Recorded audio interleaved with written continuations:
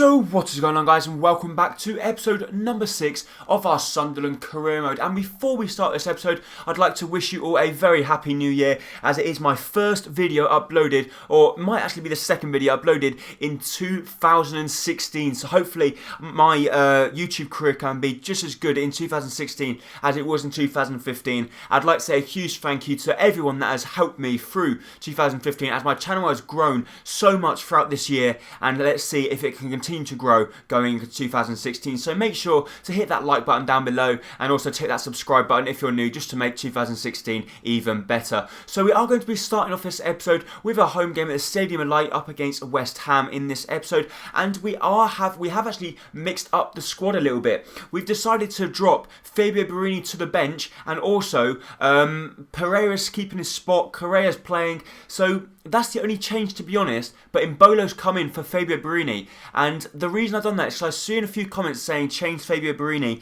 and to be honest, Fabio Borini, apart from the very first goal he scored, he hasn't done much since. Lovely chance for West Ham, a lovely ball into the box, and their striker, Enner Valencia, has put the ball wide of the post. A lovely ball in there. I thought he had beaten Costal Pantilimon. Pantilimon done his very best to put him off, and looks like that might have been just enough, because his header is off target, and we're grateful it was, otherwise we would have found ourselves 1-0 down. And let's face it, we haven't had the best of starts to this season. The last thing we want to do is concede an early goal. So some really bad news for us, as just at the very start of the first half, Breed Mbolo, who is actually playing instead of Fabio Borini in this game, we wanted to give him a game, goes ahead, goes up for a header, falls awkwardly, and it looks like he's holding his elbow. So we are going to make some substitutions, and instead of bringing Fabio Borini on, I'm going to try something different. I also saw a few comments saying maybe try Pereira up top, so that's what I'm going to do. We're going to bring Kamano on, sorry. He's going to play at right mid. Obviously Mbolo's going to come off the pitch, and Pereira is going to go up top. So the little man, so there's going to be two little midgets up top. Let's see if they can get a goal between them. A good ball through to Angel Correa. Correa strikes it, and with his left boot he scuffs the shot wide of the post. And in the 72nd minute, that is pretty much the first chance we've had all game. There hasn't been a game of chances. We've been really struggling, as have West Ham. West Ham arguably had the best chance in the first half, where Enner Valencia's header went wide of the post. But apart from that, there hasn't been any clean shots on goal.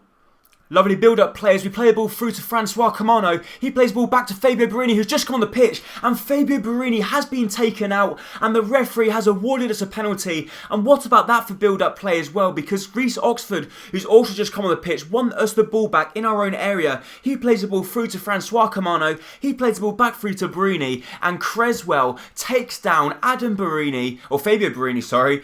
And with just 4 minutes remaining, Jermaine Defoe has got the chance from the penalty spot to win us the game. Jermaine Defoe is going to go to the top right-hand corner. Can he beat Adrian? Yes, he does. And Jermaine Defoe, our veteran striker, has scored the goal for us in front of our home crowd. And we have picked up another valuable 3 points for ourselves. And Fabio Borini is probably saying, you know what, boss? You should have started me from the start. I've only been on the pitch for 10 minutes and I've won ourselves a penalty and we converted it. Fabio Borini, maybe he's going to have to come straight back into the starting lineup, especially depending now on how bad Mbolo's injury is. And the referee blows his full-time whistle, and that is it for the game. A late penalty from us, converted by Jermaine Defoe and won by our substitute Fabio Borini, wins us the match. But as you can see there was only one shot on target throughout the whole game, and that was actually the penalty. It was a real boring game, and that's why there wasn't many highlights. But my man of the match does go to John Stones. He was an absolute rock at the back. And there is confirmation of Briel Donald Mbolo's injury. He has suffered a broken elbow, and he's going to be out of action for about 2 months. That's a long time to go without a real decent striker. And also Billy Jones is saying he's not happy because he wants a little bit more play time, which I will give him, because he's not that bad a player, and obviously he is a first team player at the moment, I believe, with Sunderland. But going from the player training, Reece Oxford we're going to keep on them. Pereira, Sanchez and Correa's come in for the injured Mbolo. So let's see how we get on from the player training. Is anyone going to go up? Unfortunately not. But Reece Oxford getting so close now to 66 rated, and I am really liking this guy. So we've now got a few international friendlies, but this is the England lineup we're going to be going with. I have been reading your comments and I have done pretty much everything you said, apart from Joe Hart can't in fact go in goal at this moment in time because he's currently injured, and also Jordan Henderson's currently injured as well. But the starting lineup is going to be Jack Butland, then the back four is going to be Nathaniel Klein, Smalling, John Terry and Shaw, and then we're going to have Dele Alli and Carrick in front of them. The front three are going to be Raheem Sterling, Wayne Rooney and Walcott, and up top is going to be the almighty Harry Kane. So we're going to see how we get on in our international friendlies. I don't actually think they're friendlies. They might actually be qualifiers. So they are actually international friendlies, they're not qualifiers. So we're going to see how we get on. We're going to be playing our first one at Wembley Stadium up against Austria, and we end up picking up a 3-0 victory. Theo Walcott and Harry Kane picking up the goals for us there, which is brilliant news for us. And the next international friendly we do have is up against Switzerland, which is in fact, who's Shaqiri's nation. So it took me a while there to try and figure that one out, but it is Shaqiri's nation. So we're going to be playing away from home in Switzerland, so it's going to be a more difficult game for us. But they previously drew 1-1 with Northern Ireland, and we end up losing 2-0. Smalling picking up a red card in that one. A little bit of a disappointing result, to be honest. I thought we should be winning both of them, but a little bit disappointing. But then I suppose we've only just taken over, so we need to put our stamp on things, and we have to wait and see in the up-and-coming qualifiers and obviously the World Cup to see how we get on. And once again, a little bit more player training. Renato Sanchez and Reece Oxford both increasing very nicely there. And I think with Reece Oxford, we're going to keep on the training for quite a while, at least till he hits the 70 rated anyway. So we've now got time for the next game in this episode, which is going to be away from home at the Hawthorns up against West Brom. So they are going to be around about the same sort of level on paper as us. So I think to win this game, we're just going to have to put in a better effort than West Brom, as we need another 3 points to try and get us a little bit higher up the table. Patrick Van Aanholt losing the ball. We play the ball to Defoe. Defoe to Pereira. And Pereira's put the ball wide of the post. I've put you up top because I thought you were a clinical finisher, and that wasn't even that close. He's put the ball wide and he was one-on-one with the goalkeeper. Jermaine Defoe once again saving our bacon. 74 minutes into the game, we get a free kick from an absolute mile out, and Jermaine Defoe pelts the ball with lots of power, gets lots of curve on it, and look how far this is out. Jermaine Defoe, what a fantastic strike that is, and I just wasn't expecting Defoe to score from that sort of range. He gets lots of power, whip, accuracy. The goalkeeper at full stretch can't get anywhere near it, and Jermaine Defoe, even though he might be old, we've got to be playing him because he's the only one that's really performing and banging in the goals for us. Jermaine Defoe, a lovely ball round the corner to Lenz. Lenz cuts back inside. Can we double our lead and wrap up the game? You bet we can. Lenz, when he has a sight at goal, he will find the back of the net. Unlike Pereira, who's still on the pitch, surprisingly. But I have actually changed up the formation in the second half of this game, and it has seemed to prove to be a little bit better. So maybe in the next game, I am going to use this formation because I'm struggling to find a good formation that can suit all the players that we got at the moment. But this one looks like it might be able to suit it, because we're currently playing with 3 centre-backs, so it might be a little bit risky, but it looks like we're going to be scoring a few goals with it.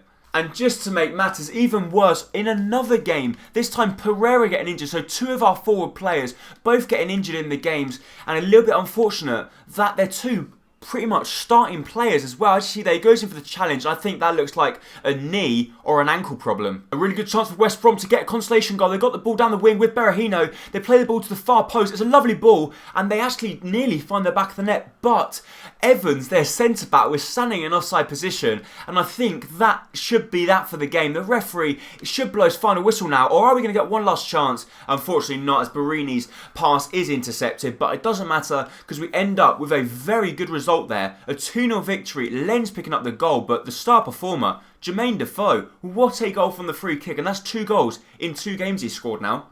But thankfully, Matheus Pereira's injury isn't too bad, as he's only out for 9 days, so he might miss just 1 or 2 games. But we've now got one more player training session, as we can't put Pereira in because he's still injured. So do we put Thierry Ambrose in?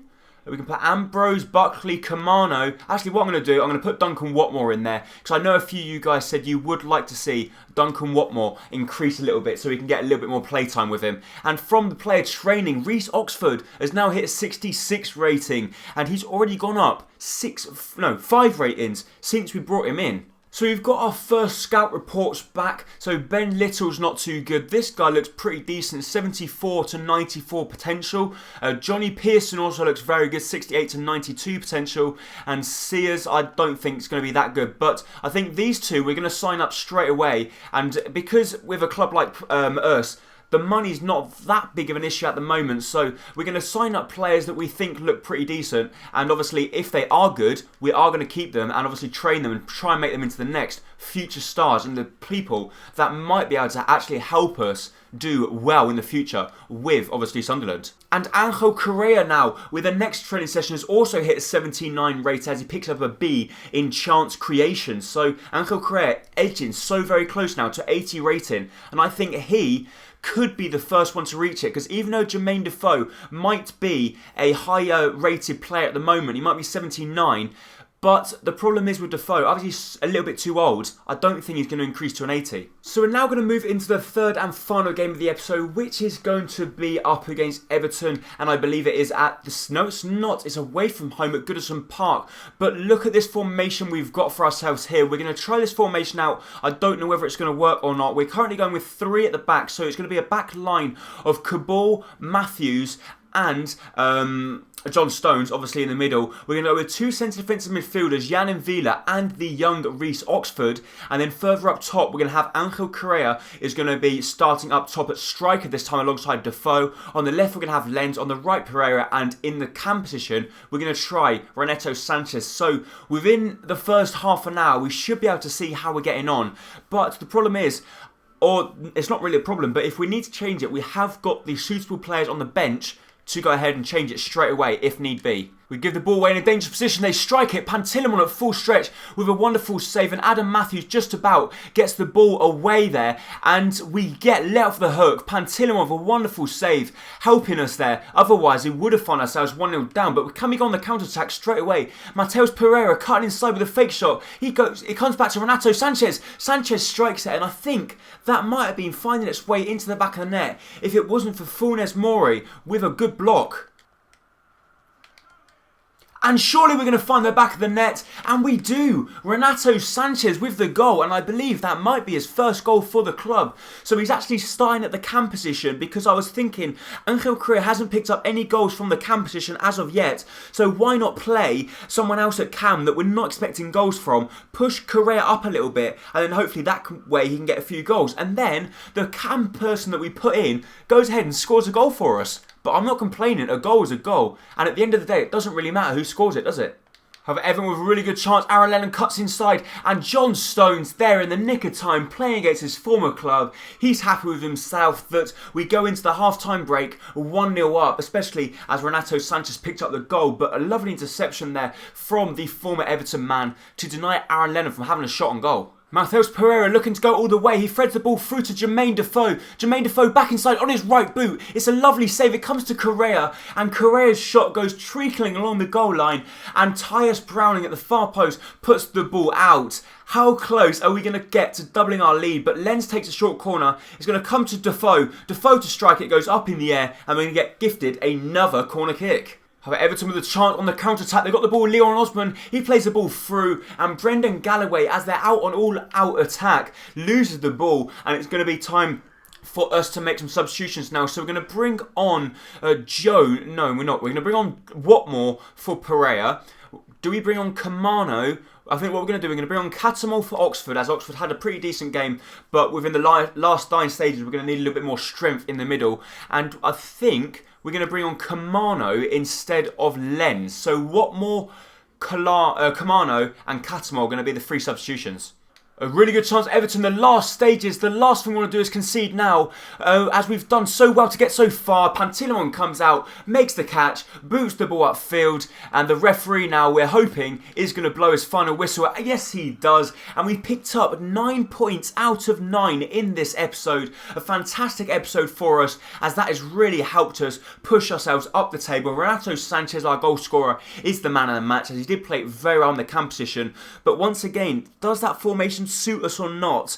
It's going to be hard. I'm not sure whether it actually does, because The main problem with that formation is that the wingers have to come back a lot, and obviously as the wingers come back, it's hard for them to attack at the same time. But as we've moved into a new month, we are going to show you a squad report, and feel free to pause the video at any moment if you want us to, or if you want to keep a track on any of the players. Maybe you've got your favourite players at the club that you want to keep a track on and see how their players are increasing. But Duncan Watmore already increasing by 2 stats.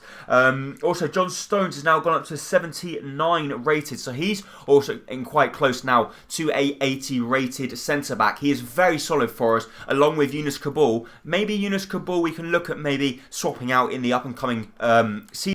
But at this moment, I don't think it's actually currently needed. And having a look at the league table, we're currently now sitting in 6th place, because picking up 9 points out of 9, that's boosted us right at the top of the table. And beating West Brom must have been a fantastic result for us, because West Brom are currently sitting in 3rd position. However, that is in fact going to be it for this episode. If you did enjoy it, please make sure to hit the like button down below, as it is going to be very much appreciated. And I really do hope we have a 2016 as good as we did 2015. And make sure you come back to watch the next episode of Sunderland, as we are going to be playing at home in another Time Wear derby. Let's see if we can get revenge.